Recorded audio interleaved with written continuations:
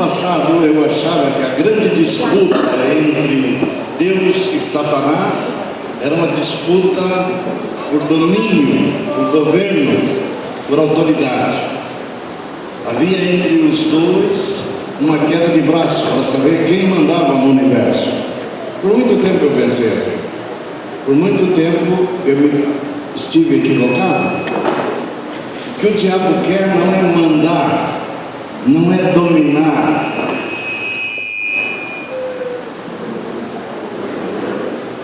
Não é só dominar. Isso ele já faz hoje. Paulo, escrevendo sobre os demônios, diz: os dominadores deste mundo tenebroso já dominam sobre as nações. Que Satanás mais deseja? Que Satanás mais quer? Vou colocar de outra forma agora. Que Deus mais quer? Será que é só dominar? Será que é mandar? Será que é governar? A resposta é não.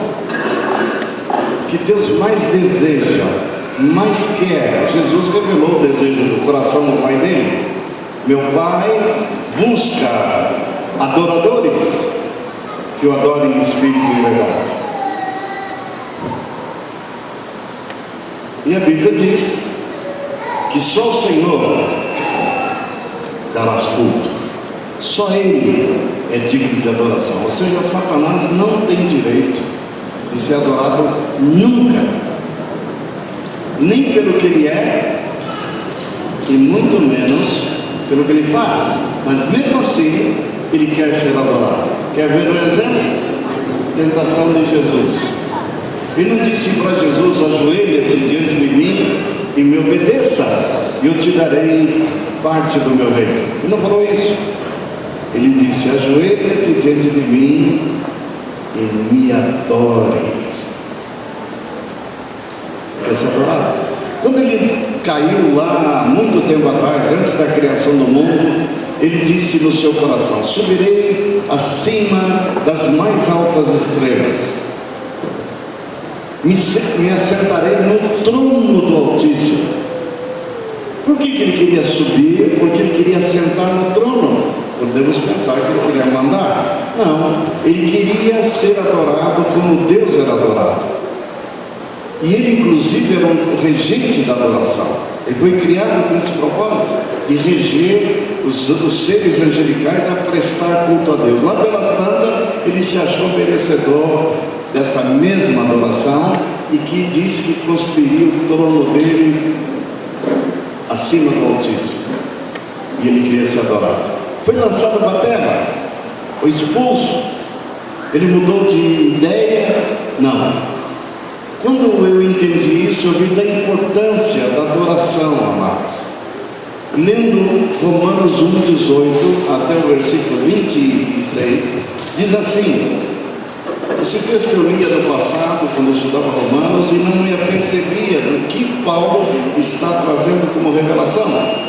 Ele começa esse texto dizendo assim: a ira de Deus se revela do céu contra toda a impiedade e perversão dos homens. Aí, resumidamente, Deus está irado por causa do pecado. Agora a pergunta é: que pecado?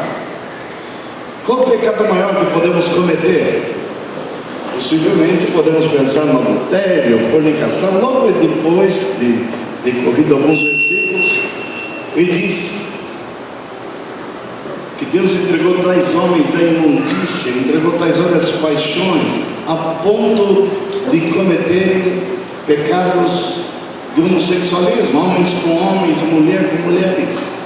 Então, quando eu li esse texto, eu pensava que a ira de Deus está muito aborrecido, tremendamente aborrecido, por causa do homossexualismo, ao ponto de ter destruído 2 cidades no passado, Sodoma e Gomorra.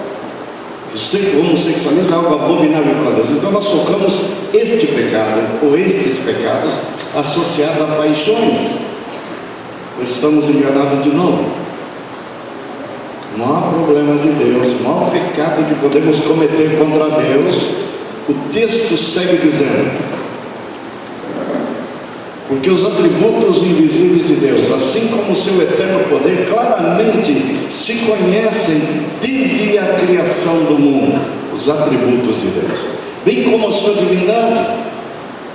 Aí ele diz que esses homens, apesar de ter esse conhecimento revelado na criação, tendo conhecimento de Deus, não o adoraram como Deus.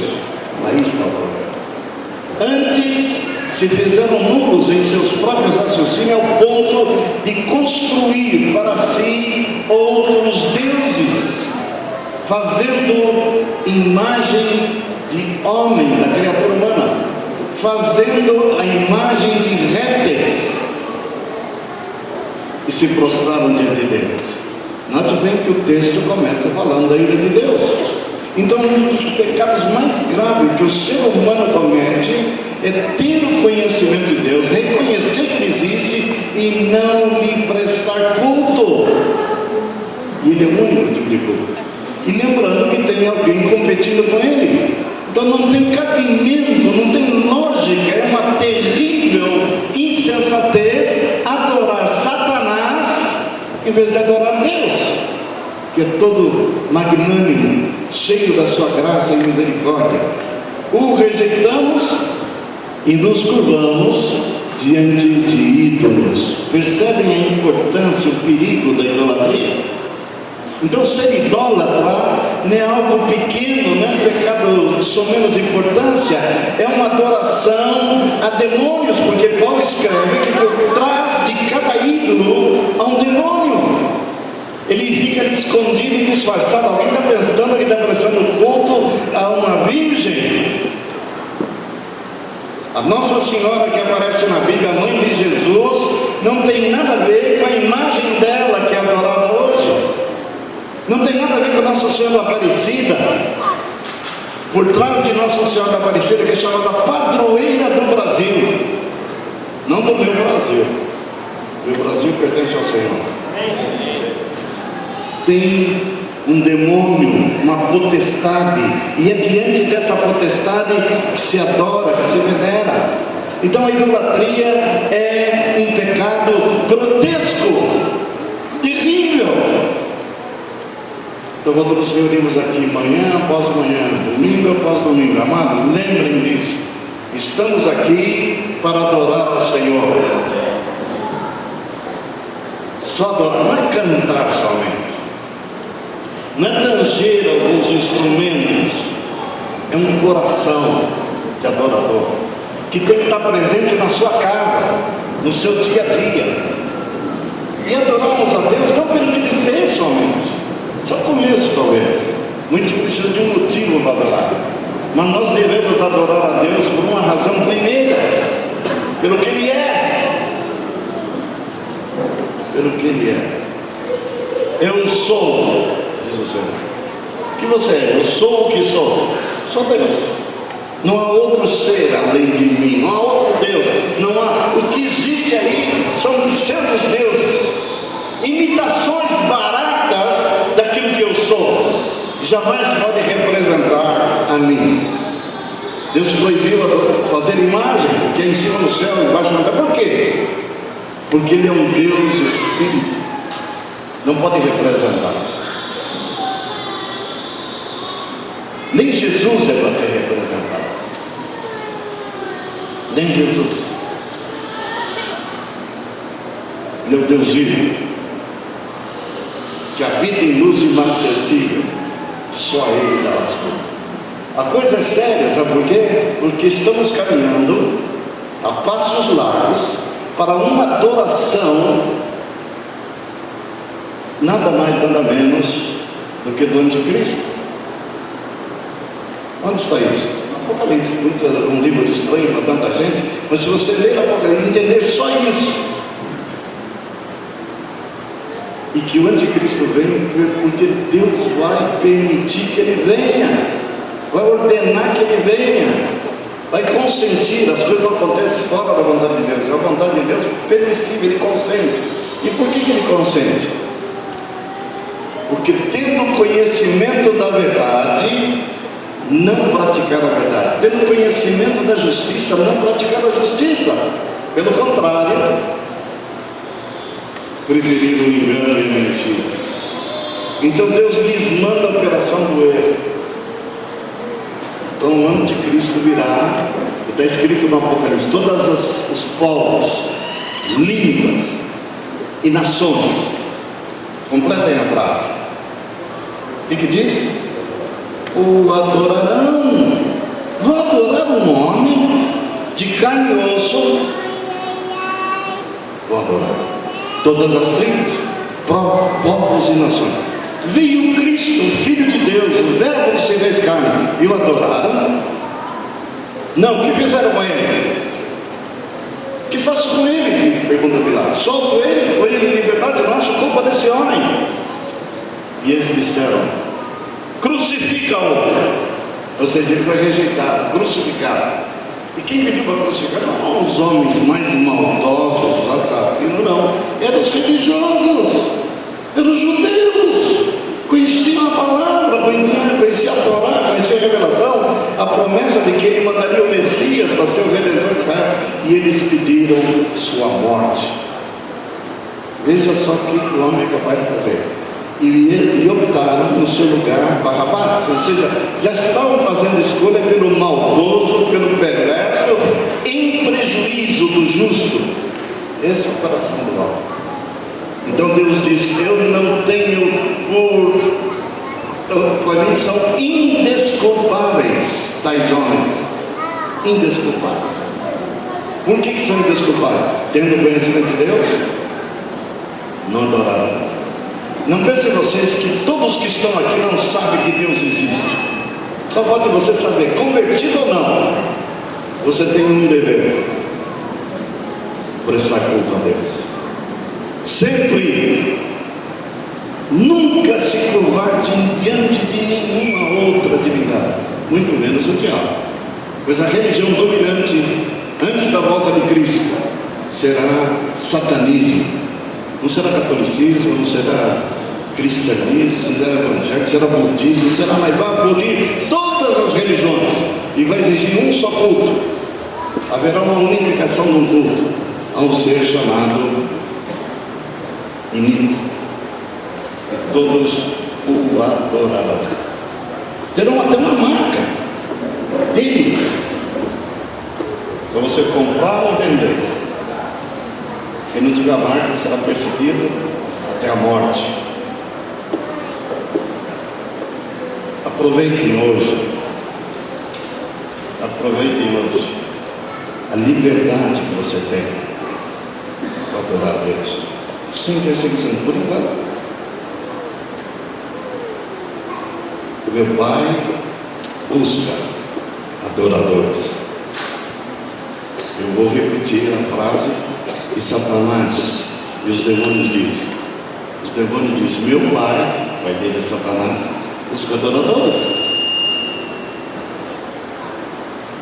Então a competição é quem vai ser adorado por toda a eternidade. Graças a Deus já temos a vitória garantida. Satanás será adorado por pouco tempo. Será lançado, ai da terra e dos seus moradores. Satanás foi lançado até vós, cheio de cólera, cheio de ira, porque sabe que pouco tempo lhe resta. Efêmera adoração dele. E os homens que vão adorar vão ser enganados e apartai-nos de mim, malditos, para o fogo eterno, preparado para o diabo e para os seus anjos. Que adorar Satanás vão adorar no inferno. Nem aqui na terra. A terra vai ser purificada, vai ser limpa, para que todos que vivam aqui prestem culto ao único ser digno de adoração e louvor, Jesus Cristo, Rei dos Reis e Senhor dos Senhores. É Ele que servimos, é Ele que prestamos culto. Nem use a palavra eu adoro fulano. Tem gente que, especialmente adolescente, eu adoro cantor. Não adora não. Idolatria, adora, eu gosto dele, eu admiro ele, mas não diz que você adora. Esse verbo adorar só pode ser conjugado com Deus. Só a Ele darás culto. Amém? Venham aqui, não só para cantar, não só para adorar o Senhor. de todo o nosso coração. E a maior expressão de amor a Ele é quando o adoramos, nos curvamos diante dele. Não podemos estar aqui cantando e olhando para os passarinhos, olhando para o lado, totalmente desfocado. Foquem no Senhor, olhai para mim, para seres curados. Olhai para mim. Ele é o único. Amém? Vamos falar da graça. Ninguém é obrigado a adorar. Tem que adorar, não adora, mas te cuida. Você não adora a Deus, você vai adorar um outro, o concorrente. E o outro, só uma pergunta aqui para o irmão. Quer ficar com o outro? O irmãozinho aqui, não quer saber do outro não. Já andou com o outro acima. Já andou. Sabe do que eu estou falando. E não é porque ele era espírita ou mortista, não, ligadinho. Hoje ele está liberto. Só o Senhor, Deus. Só Ele faz. Amém, Tereza? Ele é Deus. E Pedrinho, aconteça o que acontecer, nunca abandone o Senhor, porque abandonar o Senhor é uma das piores decisões. Você fica com o outro. Mesmo você não vai ficar com o outro. Vai morar até com o outro para sempre. Ninguém quer morar com o outro. Eu ouvi falar da palavra inferno, é um inferno agora. E morar com esse que dá o chamado de Jesus, do Pai, que é o céu. Não sabemos muito bem o que é só uma coisa, é saber. É muito melhor estar com o Senhor do que estar com o outro. Amém?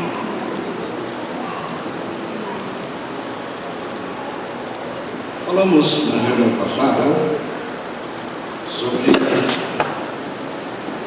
o Evangelho, dando continuidade à mensagem que o Rodrigo começou, que Deus é o Evangelho. E nós temos recebido uma influência muito grande, eu tenho batido nessa tecla, porque é para trazer equilíbrio. Teologicamente falando, ninguém nega a necessidade da cruz. Ninguém nega a importância da ressurreição, mas por exagero na ênfase, por uma tônica exagerada no trono de Cristo, no governo de Cristo, no senhorio de Cristo, podemos equivocadamente ou inconscientemente ofuscar a cruz. Ao ponto de quando começamos a pregar o Evangelho, começamos pelo trono e não pela cruz. Eu estou dizendo isso com conhecimento de causa, porque eu já fiz isso por muito tempo. Isso gera distorções, gera problemas. Não que Deus não quer governar nossas vidas, pelo contrário. Me chamais de Senhor, Senhor, e dizeis bem, porque eu sou. Jesus disse: um novo mandamento vos dou. Está cheio de mandamentos no Novo Testamento. Maridos, amai vossas mulheres. Para saber o que é um mandamento, veja o termo, a maneira que é conjugada. Está sempre no imperativo. Amai, não deixa opção. Não ame se você quiser e não ame se não quiser. Não, amai, sujeitai, obedecei vossos guias, sempre no imperativo. Deus quer que o Evangelho seja crido, está lá em Tessalonicenses, e que o Evangelho seja obedecido. O Evangelho é para ser crido, o Evangelho é para ser obedecido. As pregações que eu faço dentro desse tema é para trazer equilíbrio entre a cruz de Cristo e o trono de Cristo. Tem alguns irmãos equivocadamente, entre nós eu digo, que Rodrigo deu um nome, Rodrigo Lade, a religião do sem religião. O que quer dizer isso? Pessoas que são hoje anti-estrutura, anti-autoridade, anti-governo. Por quê? ferido pelas estruturas impositivas, cai num outro extremo. Qual é o outro extremo? De rejeitar qualquer compromisso. Tem irmãos que estão ligados a nós e dizem assim: eu não tenho que ir à reunião geral, por que sou obrigado? Ninguém é obrigado. Mas se tiver consciência que está vindo aqui para quê? Deve vir aqui para quê? É porque os pastores querem, que o Moacir quer, que o Moacir não quer nada. O Moacir ordenou que não pode faltar. Longe de mim tal coisa. Se você não tem consciência que você vem aqui para prestar culto a Ele, que é digno, ou você quer ficar prestando culto a Ele sozinho lá no teu banheiro, ou se no banheiro você fica lendo, é tio Patinhas. Eu estou bem em casa. Não cumprem mandamentos. Não abandoneis a vossa congregação. Não abandoneis, como é costume de alguns, ou seja, isso é escrito em Hebreus, ou seja, no primeiro século já tinha irmãozinho, já com essa tendência. Para quê? Tem o seu espírito, eu adoro ele em qualquer lugar. Na minha casa não.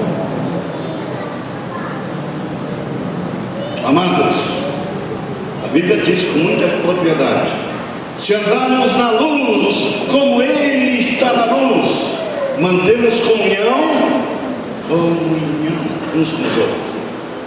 João captou isso tão bem que ele fala de dois níveis de comunhão: uma comunhão vertical e uma comunhão horizontal. Você não diz que tem comunhão vertical, que está assim com Deus, se você não ama seus irmãos, se não relaciona, não está junto com eles. Que raio de amor a Deus é esse? Por isso, Jussara, é importante você estar aqui. Não é para visitar, é se integrar, fazer parte dessa comunhão dos santos. Aqui não é qualquer grupo de pecadores. Temos vidas perfeitas? Não, mas estamos sendo tratados pelo Senhor, por sua palavra, por seu Espírito, para nos tornarmos melhores. Não é, Mayra? Mayra é perfeito? Não, que diga a Diná. A Diná é perfeita? Não, que diga o Mayra. Não somos. Nós estamos aqui para sermos confrontados pela palavra do Senhor, para sermos confrontados uns pelos outros, edificarmos reciprocamente. Somos chamados para andar juntos, como uma família, como um corpo, e como uma casa, como um edifício. Somos tudo isso ao mesmo tempo: família, corpo e casa. Cada um deles se destacando em um aspecto distinto. Somos o que somos, que o Senhor nos chamou. Chamou para o seu reino, chamou-nos para estar debaixo da sua graça. E quero completar: chamou também para estarmos debaixo de seu governo, de sua autoridade. Esse é o Evangelho. Quando Paulo começa a pregar, só chama a atenção disso. Nós não podemos começar do lugar errado, começar do lugar certo. O Evangelho, para ser pregado, nunca pode ser pregado pelo trono. Nunca podemos apresentar Jesus como Senhor antes de apresentá-lo como Redentor, como Salvador. Há uma ordem. Não podemos falar do leão da tribo de Judá sem falar do Cordeiro de Deus que tira o pecado do mundo. Você não pode pedir dar mandamentos para pecadores não convertidos, incapazes de guardar a palavra. Como é que nós podemos então guardar a palavra? Eu preciso me regenerar, preciso me converter, eu preciso receber o Espírito Santo, que vai me capacitar e dar poder para viver para Ele. Isso é o Evangelho. João entendeu isso também, diz: nós o amamos porque nos amou primeiro. E Jesus, ele entendeu isso que Jesus falou: aquele que me ama, a recíproca é verdadeira, guarda meus mandamentos. O que é a recíproca? Aquele que não me ama, completa a frase. Aquele que não me conhece, aquele que não me ama, não guarda. Por isso que você precisa conhecer a Deus, Jesus. Quanto mais você conhecer, mais você vai amá-lo e mais vai guardar seus mandamentos. Vai fazer isso com prazer, não porque é obrigado e nem para merecer a salvação. Porque a salvação é pela graça, não por obras, para que ninguém se glorie. Mas somos feitura sua, criados em Cristo Jesus, Efésios 2:10, para as boas obras. Não é que o Evangelho suprime a necessidade de obras, pelo contrário. Tiago foi escrito para corrigir essa interpretação equivocada. Se você diz que tem fé, mas não tem obras, eu te mostro as minhas obras e provo a minha fé. Ele não está contradizendo. Mas se você tem uma fé puramente racional, intelectual, e que não produz mudança de vida, mudança de comportamento, mudança de caráter, você não conhece a Deus ainda.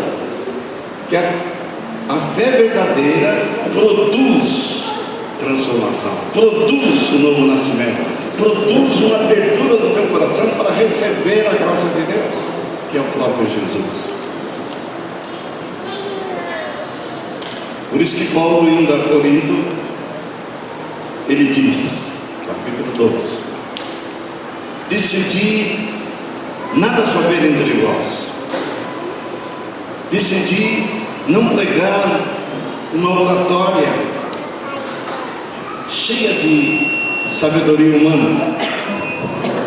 Ele está falando isso para os gregos, por isso que ele escreve isso. Os gregos da cidade de Corinto, todos eram gregos. E ele escreve para os gregos que valorizavam muito a sabedoria.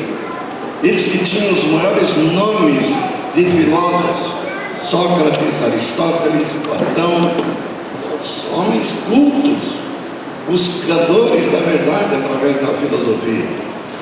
Eu não digo entre vós com linguagem de sabedoria, pelo contrário, anunciei uma única coisa: Cristo, e este crucificado. 3 coisas nós alcançamos através da cruz. 3 coisas mais importantes, imediatas. Vou ler um texto, pedir para o Marlon ler, Isaías 53.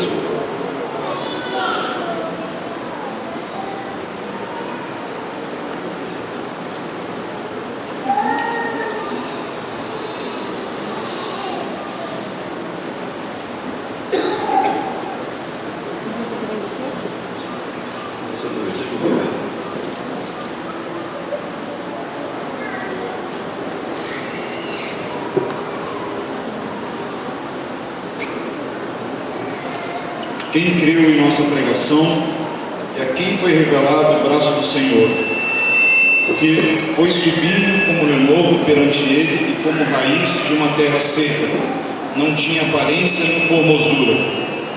Olhamos-lo, mas nenhuma beleza havia que nos agradasse.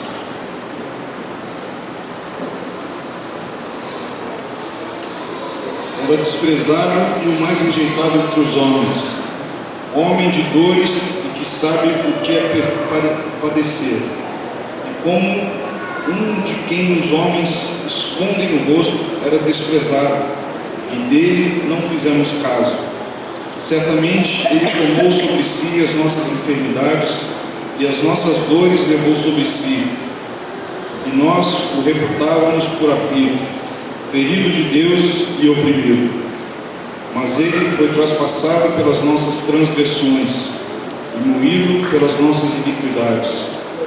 O castigo que nos traz a paz estava sobre ele, e pelas suas pisaduras fomos sarados.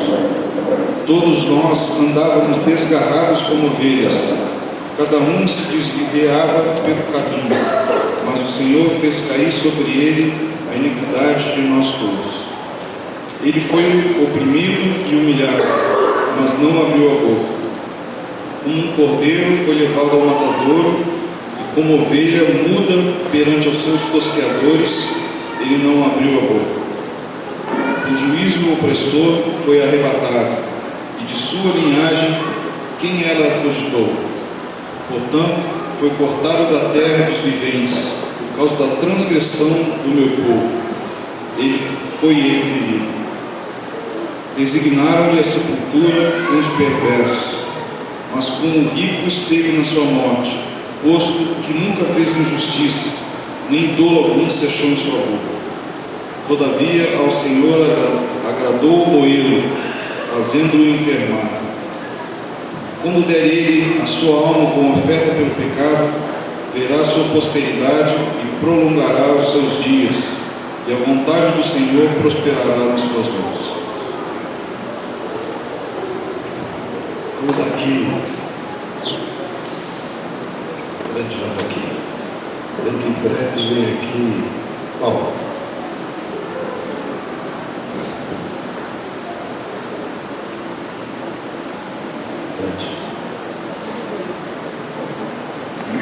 É importante entender que se eu pudesse representar de outra forma, eu faria. Nós vamos usar uma representação bem simples para os irmãos entenderem a operação, a transação que Deus fez na cruz. Por que Paulo está dizendo? Não quis saber mais nada, a não ser uma coisa na cruz de Cristo. Para que entendam de uma forma visível. Essa verdade tem que penetrar no nosso coração, no nosso espírito. O Fred está de camisa preta, eu escolhi por causa da camisa preta. Pecador. Muito pecador. Só que não tem nada branco, tudo preto. E Paulo vai representar, ainda que não mereça, Jesus Cristo. Camisa toda branca. Não tem nenhuma mancha preta, nada. O que Deus fez na cruz? Primeiro, que não há esperança para esse homem enquanto ele tiver dessa prova. Porque ele disse: no meu reino, no céu, ninguém que tenha pecado entrará. Agora, vocês estão vendo o Fred de camisa preta, mas se vocês olharem, todos nós estaríamos como? Todo mundo de camisinha preta. Na verdade, não é só camisa, não. Calça, chinelo, tudo preto. Aí Deus, nós pensamos que na cruz acontece uma coisa, que Jesus levou os pecados do Fred e crucificou. Essa é uma parte da operação. A segunda quase sempre nos escapa. Eu não vou pedir para eles fazerem isso, seria até o ideal. Então, quando fala aqui, o Pai mandou Jesus e fez ele ficar enfermo por causa das nossas transgressões. Diz que lançou sobre ele o pecado de todo o povo, não é de um ou de dois ou de três, de todo o povo. Lançou sobre ele. Diz mais: o Senhor, falando do Pai, agradou morrê-lo, fazendo enfermar. O castigo que nos traz a paz estava sobre ele. E pelas suas feridas, pelas suas pisaduras, fomos sarados. Como é que Deus produziu essa cura e deu um jeito num problema aparentemente insolúvel do prédio? Agora, para vocês entenderem que obras não resolvem. O que quer dizer que não somos salvos por obras? Não se engane nunca. Fred jamais será salvo porque ele é bom. Ele sempre será um homem enfermo e pecador. Então, ainda que o Fred...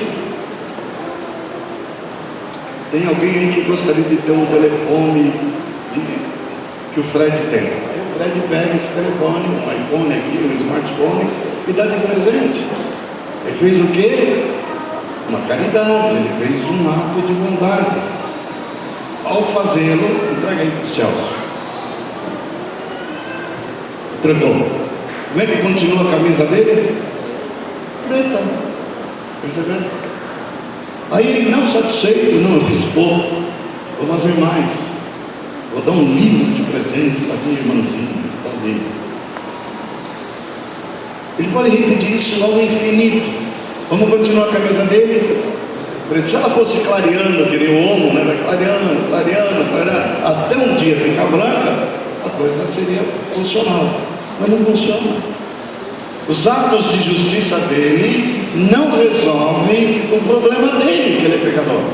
E Deus diz, Deus é um ser moral. Ele diz na sua lei, a lei não tem a sua razão de ser: a alma que pecar, essa morrerá. E ele está todo cheio de pecado.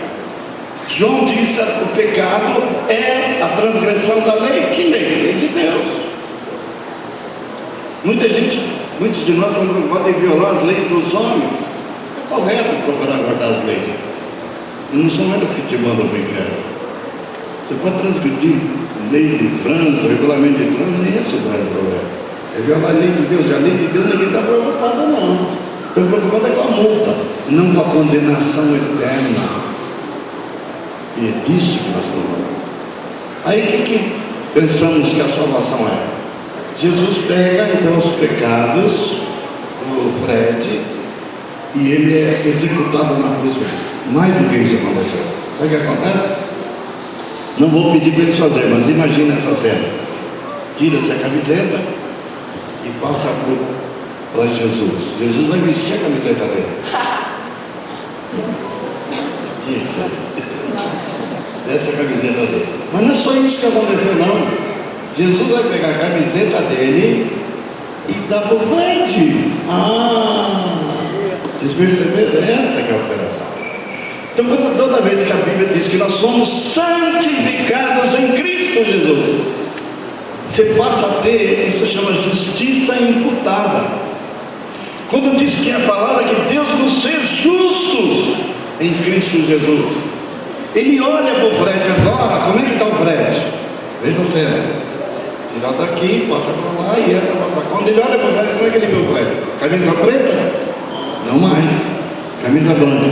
Mas quem é que deu essa camisa branca para ele? Foi o Fred com as suas obras? Não, Jesus.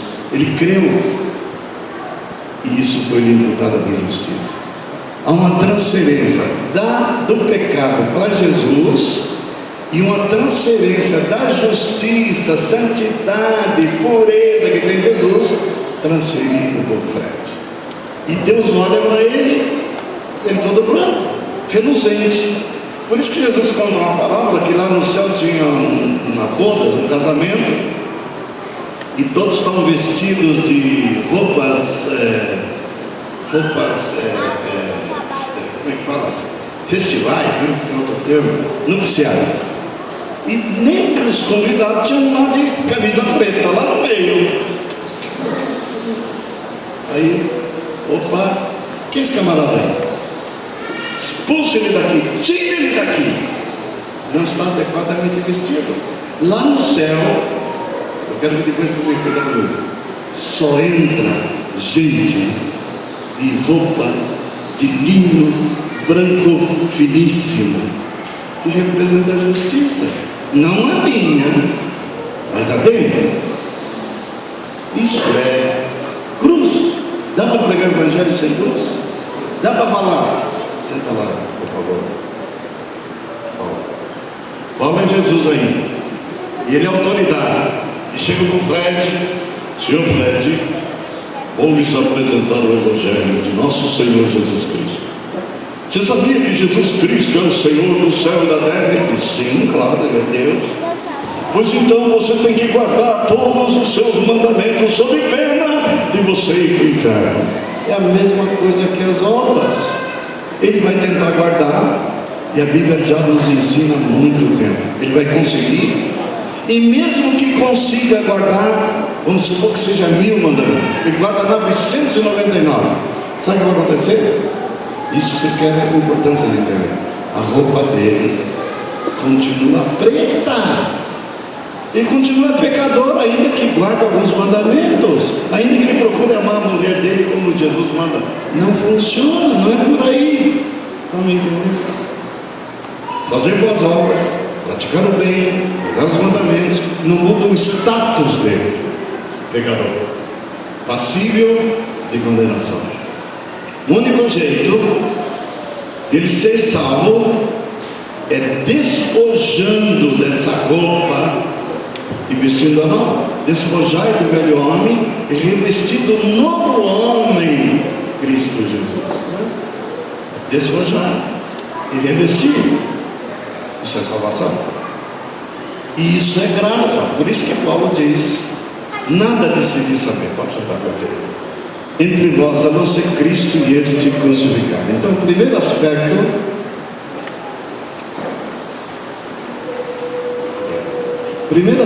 da morte de Cristo tem a ver com um ato de justiça. Por isso que Paulo escrevendo aos Gálatas diz que ele se torna justo e justificador. Ele é justo quando faz Jesus pagar o preço do pecado dele, do Fred.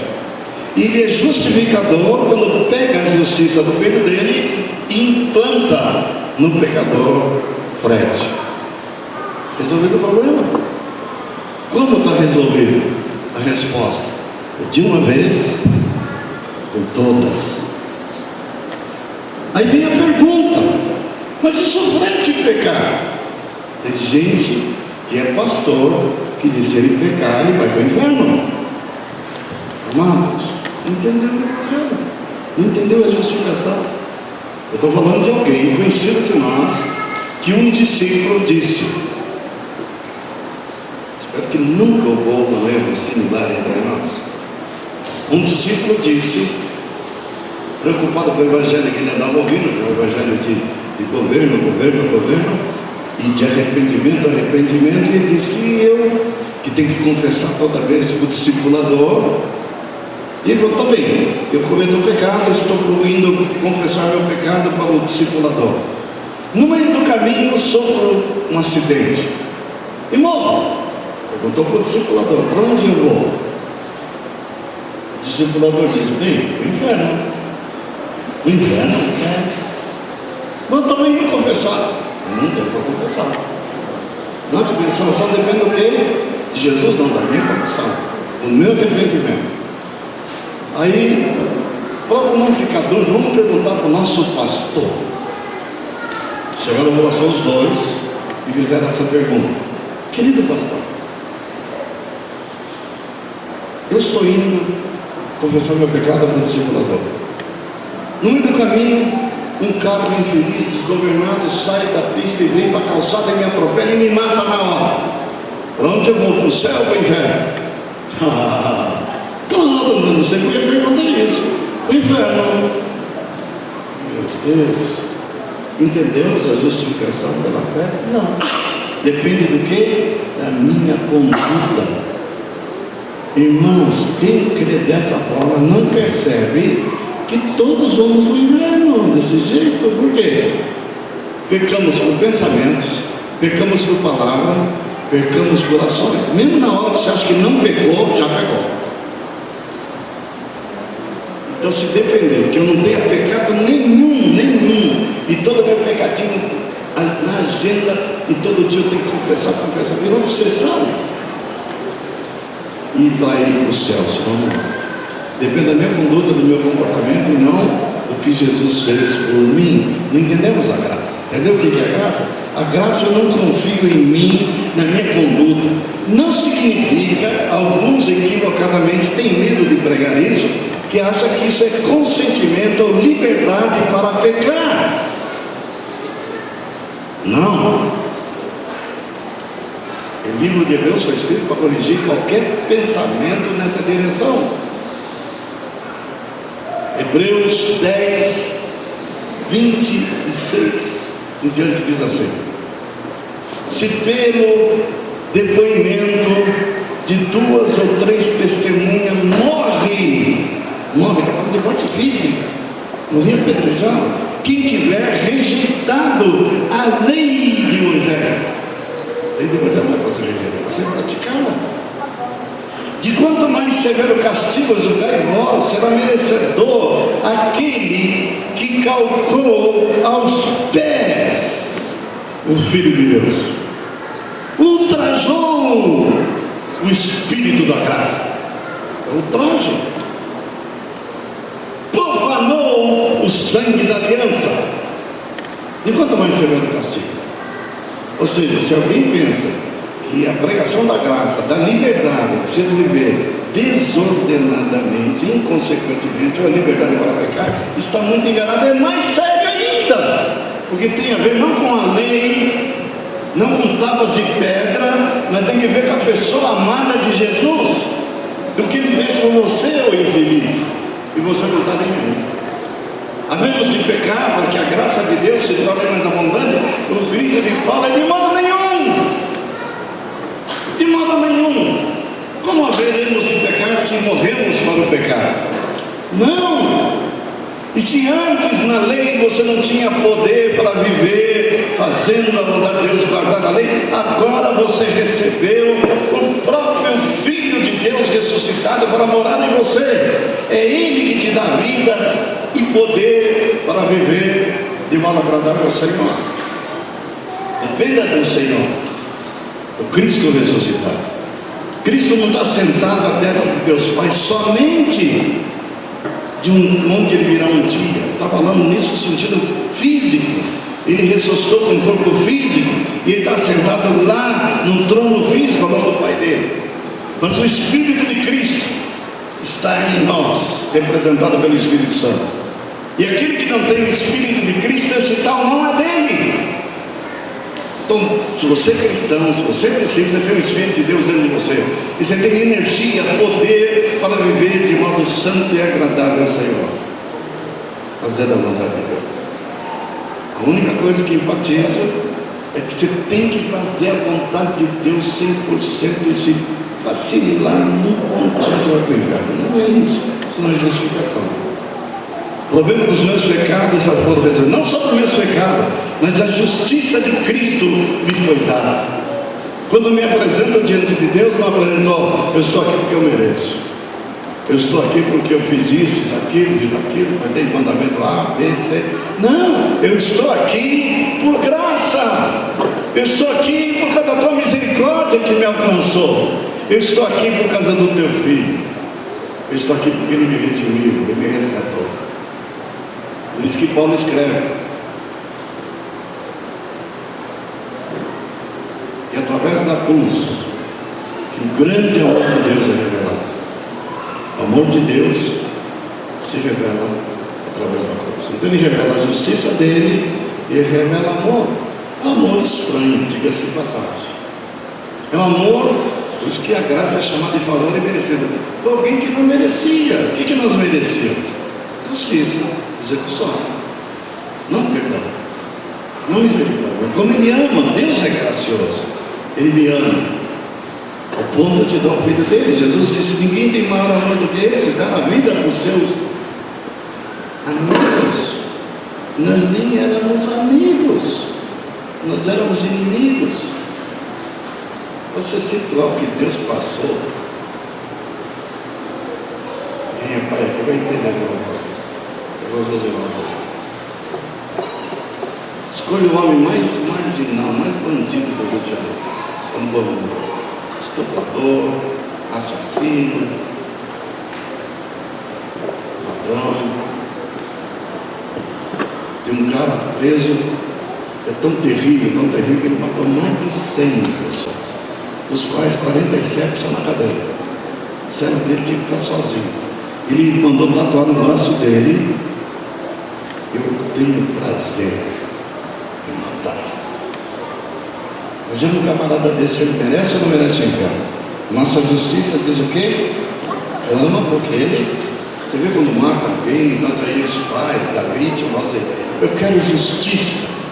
Todo clamamos, não é errado clamar por justiça. Pega esse camarada, matador, estuprador, e o Joséval diz: eu não quero que ele seja condenado, eu não quero que ele morra. Eu vou sacrificar meu filho por amor a ele. Pensa uma coisa. Só de pensar, a mãe dele botar uma cara. Ele merece ser amado? Ele merece ser perdoado? Não, ele precisa ser perdoado, ele precisa ser amado, mas não merece nada. Aí pensa, bom, ele não merece que é bandido. Ah, esse se acha melhor que ele, né? Achando. Pois Deus veio de outra maneira. Todos. Não há justo nem sequer um. Todos pecaram. Porque ainda achamos que a aproximação de Deus depende da nossa bondade, da nossa generosidade, da nossa piedade. Todos pecaram. Carece da glória de Deus. E Ele morreu por nós, sendo nós ainda inimigos dele. Inimigos. Claro, hoje somos adoradores, mas pelo que Ele fez, pela graça dele, que nós somos adoradores. Tudo que somos, tudo que temos, devemos ao Senhor. ao Senhor da glória. Cuidado com outra expressão que está ligada à glória, vanglória. É eu me gloriar. Paulo diz: jamais vou gloriar naquilo que eu sou, naquilo que eu faço, a não ser em Jesus Cristo. Só Jesus. Nele eu vou me gloriar. Tudo que sou, tudo que tenho, é por causa dele. Se eu sou um homem melhor hoje, é por causa dele. Se eu estarei lá com ele na glória, é por causa dele. No final nós vamos cantar, ao terminar essa vida. Sabemos tocar isso, não? Quando eu lá no céu chegar, haverá uma multidão de irmãos esperando para me abraçar.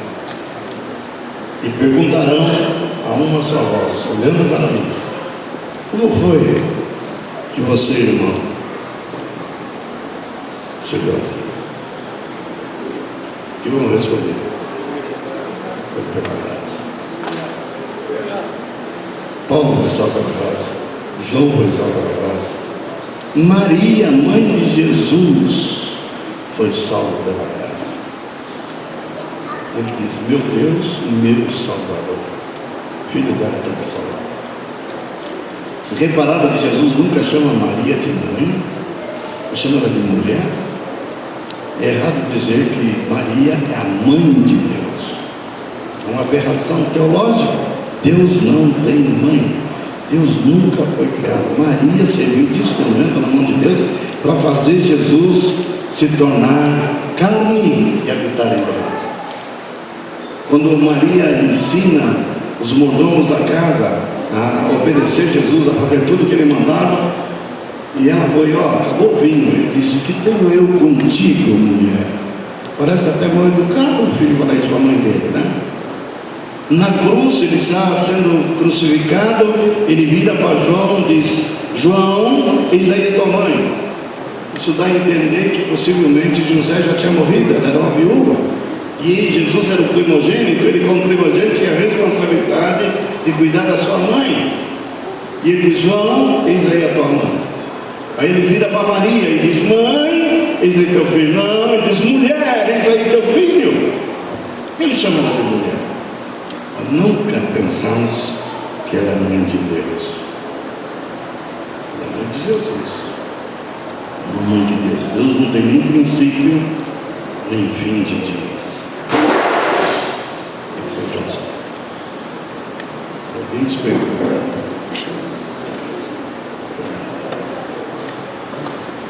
Amados, eis que, pode sentar, nada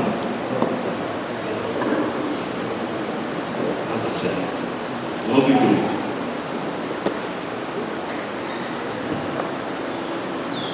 Graça, pela graça, sois salvos. Isso não vem de vós, dom de Deus, não de obras, para que ninguém se glorie. Mas não pense que Deus não quer que você pratique boas obras. Pelo contrário, há um monte de obras que você não está fazendo. Ele preparou de antemão. Você acha que está fazendo todas direitinho? Não está, não. Tem muita coisa aí que lá naquele dia você vai prestar conta. Não dos teus pecados, graças a Deus que dos meus pecados eu não vou prestar conta. Já me livrou do juízo. Aquele que crê em mim, naquele que me enviou, não entra em juízo, mas passou da morte para a vida. O julgamento que vai haver é das minhas obras, com propósito bom, me premiar, me chamar isso de galardão. Mas eu estou lá não pelas obras que eu fiz, eu estou lá pela obra que Ele fez por amor de mim. Por isso que eu estou lá, ou estarei lá. Amém? Isso é graça. Então, o Evangelho, cruz de Cristo, ressurreição de Cristo. Sem esse Cristo ressuscitado, não haveria segurança de que a salvação estava completa, que o Pai aceitou pela salvação. Mas Ele ressuscitou o filho dele ao terceiro dia, dentre os mortos. E esse Cristo ressurreto que Ele viria como Espírito vivificador morar em nosso coração. para nos dar vida. E o testemunho de Deus é esse, que Ele nos deu a vida eterna. Esse livro aqui representa a vida eterna. A vida eterna está no Filho. Aquele que tem um filho tem vida eterna, Zoé. Aquele que não tem, se tem alguém nessa congregação hoje aqui de manhã e não tem o filho, ainda que você saiba que ele é filho de Deus, ainda que você saiba que ele morreu na cruz, não resolve, você precisa ter com você. Quem tem filho tem a vida eterna, e quem não tem o filho não tem vida. Diga comigo, eu tenho o Filho de Deus. Meus pecados foram quitados, minha blusa preta foi tirada, fui revestido da nova santidade de Cristo Jesus. Quando eu entro diante de Deus, Ele me olha, me limpa, totalmente limpo, totalmente justificado, totalmente santificado em Cristo Jesus. Ele vai cobrar. E aí, eu deixei você na terra há 35 anos depois da sua conversão. O que você fez, cara? Bem, que eu me lembro, eu paguei um sorvete com um quibom, um camarada lá. Eu queria sorvete quibom, ele queria até aquele de caixinha, mas era muito caro. Eu paguei o de palitinho mesmo. O que mais? Eu tive muito tempo para ajudar os outros. Servir, amar, faz parte. Ser cristão. Jesus disse: como eu vos fiz, façais vós também. Filho do homem não veio para ser servido, mas servir e dar sua vida em resgatamento. Deus não pede para eu dar a vida na cruz pelos pecadores, já foi feito, mas Ele pede para eu dar a minha vida pelos irmãos. Não viva no seu mundinho, não viva para si mesmo, não viva só ao redor, gravitando a sua família, ainda que seja importante. A sua família cresceu de amplitude, sua família são esses irmãos. Não só os que estão aqui nesse salão, mas tem outros irmãos de outras tribos, de outros arraiais. Irmãos também. Olhe para ele com um espírito de graça. Seja generoso, seja amigo, sirva-os, e você será recompensado. Todo o trabalho feito no Senhor diz que não ficará sem recompensa. Eu tive um professor que dizia assim: eu estou doido para ir para o céu e receber meu galardão. E aí ele dizia assim, com a boca bem cheia, quilos e quilos de ouro. Você que vai fazer esse ouro lá no céu? Porque vai encarar.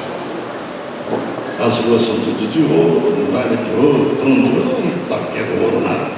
Mas eu não sei exatamente o que é o galardão, posso mais ou menos imaginar. São posições de honra, de reconhecimento. E eu sei disso porque ele disse para os 12 que vocês sentarão em 12 tronos. Apocalipse só nesse tempo, se você for fiel até a morte, já tinha que sente comigo no meu trono. Posição de destaque, de honra, de governo. No milênio muitos serão chamados para governar a nação inteira. Você pensa que será Dilma que vai ser o governador do reino de Jesus? Não vai ser não. Lula, menos ainda. Esse que aproveita o tempo deles agora. No reino dele tem os eleitos escolhidos para reinar.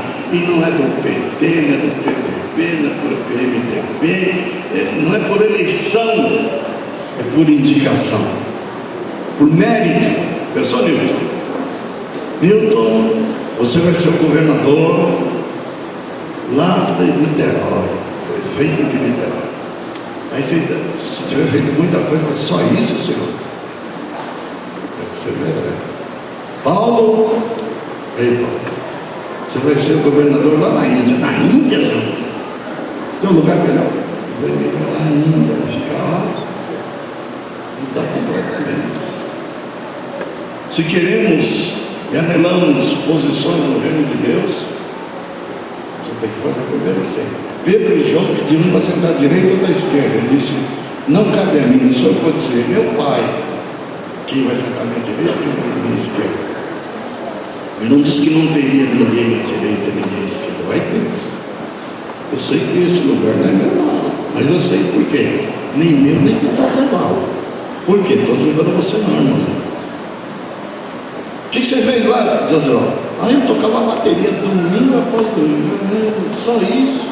O Fred, eu tocava minha guitarrinha, me esforçava, me cantava, me falava bem do seu nome. É pouco. Pedrinho que está fazendo.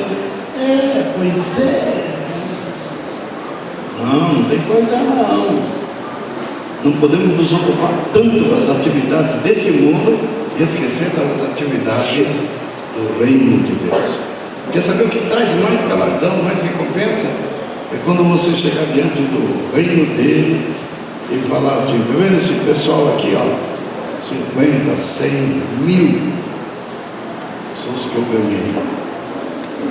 Os que pegaram o evangelho e converteram. É o que Jesus vai fazer. O galardão de Jesus, ele ganhou o direito de governar sobre todas as nações.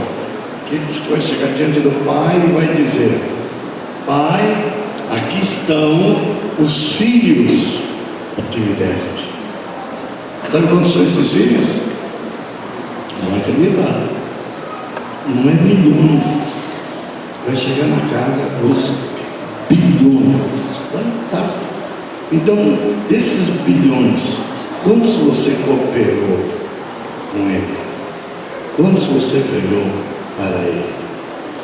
Você chega lá e fala: nenhum. Não sou evangelista. Ou infeliz. Eu não falei que só os evangelistas têm fé. Eu não sou evangelista, eu sou baterista.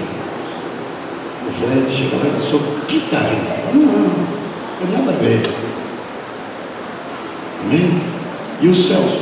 Eu sou ruivo da gravação. Não.